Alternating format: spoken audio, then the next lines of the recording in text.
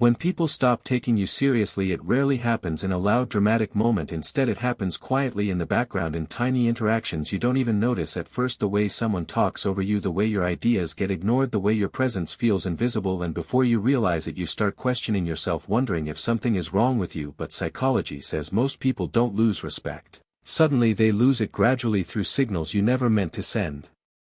And once those signals harden into a pattern, people place you in a box that you never asked to be in.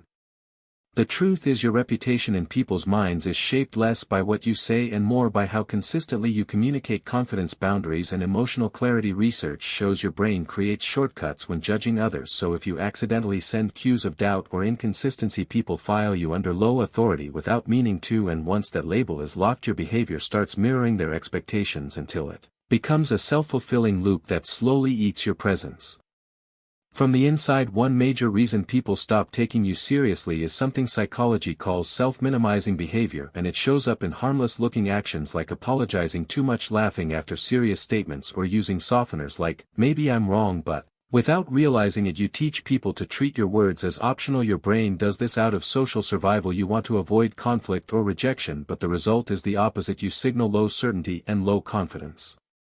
And people instinctively respond to that. Certainty bias is real. The human mind respects firmness, not perfection. The moment you shrink your ideas, people unconsciously shrink their respect for you. Another reason is unclear boundaries. Most people don't even realize how often they say yes when they should say no, or tolerate behavior they secretly hate. Psychology explains this through the social approval trap, where your brain prioritizes belonging over self-respect, so you keep quiet to avoid friction. But every time you let someone cross a line, you teach them that your limits don't matter, until eventually they don't even ask how you feel anymore. You become the easy one, the one who adjusts, bends, sacrifices, and people don't take seriously someone they believe won't push back or protect themselves.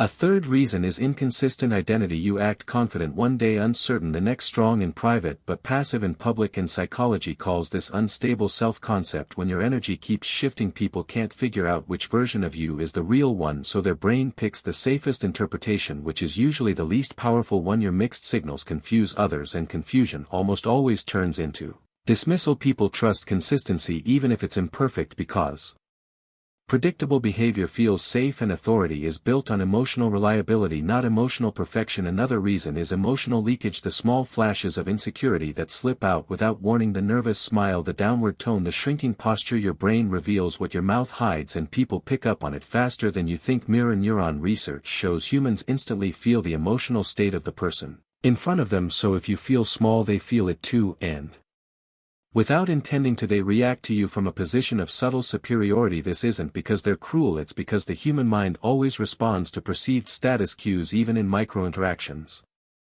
And sometimes people don't take you seriously because you over-explain yourself. You try so hard to sound reasonable that you end up weakening your message. Psychology refers to this as justification fatigue. When you keep defending your decisions, you signal that your choices need defending. Strong communication is simple, direct, and calm. No long paragraphs, no emotional disclaimers, no over-detailing your reasoning. When people sense you are grounded in your thoughts, they naturally mirror that respect.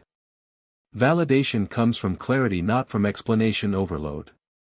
But here's the part people forget: respect is not built on perfection, it's built on self-alignment. The moment you stop negotiating your worth, the moment you stop shrinking your voice, the moment you stop leaking insecurity through your tone, people's perception of you begins to reorganize. Your presence feels different even to you. Your energy sharpens, your posture strengthens, your voice deepens, your boundaries become clear, and suddenly people who once ignored you start paying attention, because you're no longer communicating from fear, you're communicating from certainty. If you've ever felt overlooked, understand this: your brain was trying to protect you by avoiding conflict, by seeking approval, by staying small, but now you get to choose differently. Respect grows when you show people who you are and refuse to apologize for it. Consistency, directness, calmness, and boundaries change how the world responds to you, and when you finally decide to take yourself seriously, first you'll notice something powerful, others will follow.